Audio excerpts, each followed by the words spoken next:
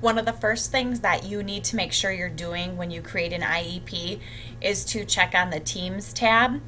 In order to do that, you're going to look under the IEP that you have in WIP. Going a little bit further down, you'll come to the Team Members tab. Expand that open.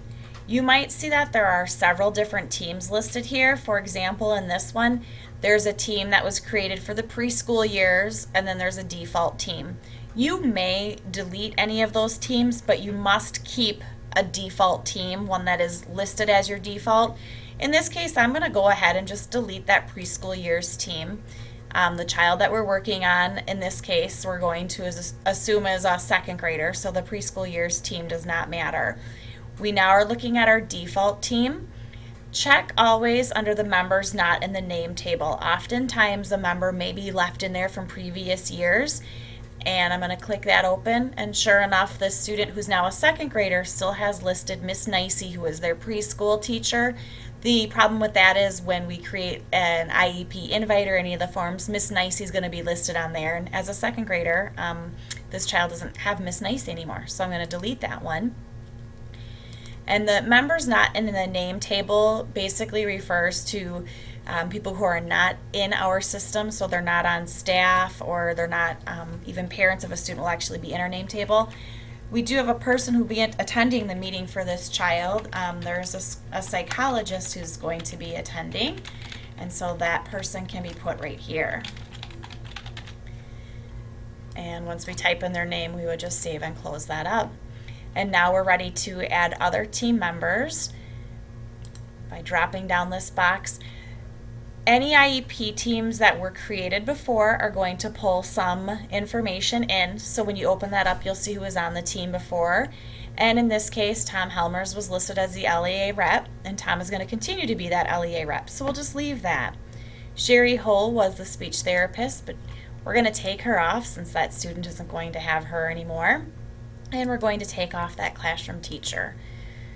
And now I'm ready to add some different members for this year's team.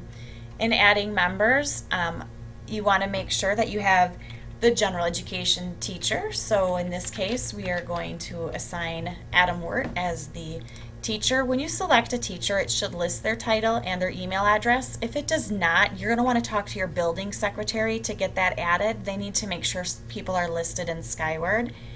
And then the team role. After a while, you'll have memorized some of the codes for team role, but in this case, he's a regular ed teacher. So I know if I type in RE, I'm going to be pulling up the regular ed teacher.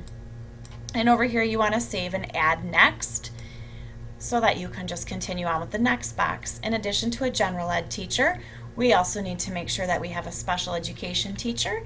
And in this case, we are going to assign Brielle Anfinson to be the special ed teacher. And again, it's pulling in all of the right information. And the team role here is special ed teacher. And so that gets listed.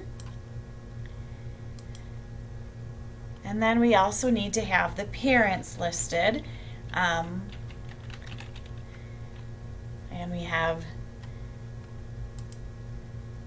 there's no email address on record, which is fine, but you can list parent.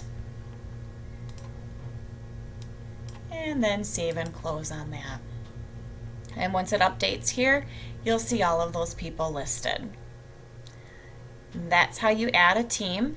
And once you've put that in there, when you create any of the IEP forms, all of those team members are going to be automatically pulled over onto the form, so you are not having to list them.